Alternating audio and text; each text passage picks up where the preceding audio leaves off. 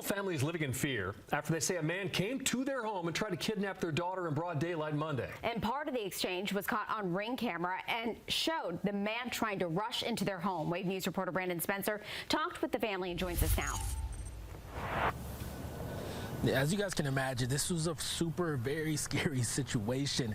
The Williamsons say that they saw a man that they nor anybody in their neighborhood have ever seen before circling around their home and eventually came at their house. And if it wasn't for them making quick reactions, they were afraid of what really could have happened.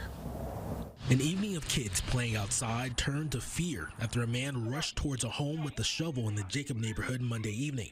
Luckily, suspicions of the man started early. I was in the backyard. There's a little boy that come up and told me there's a boy walking in the alley. I went out back to look and seen him being suspicious and walking around. The Williamsons didn't want to be on camera for fear of their safety, but tell me neighbors also warned them about the man circling the block several times looking at the kids playing in the yard. Then, about 30 minutes later, this happens. Can I help you? Crystal can be seen asking him what he wants, and the man responds with, "I just want my baby."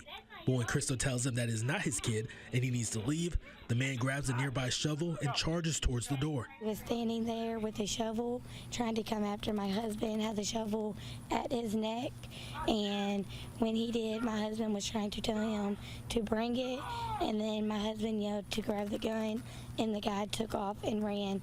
Crystal's husband, Timothy, quickly chased after the man, but when he disappeared in the alley, he returned to his home to check in on his family. Protect him at all costs.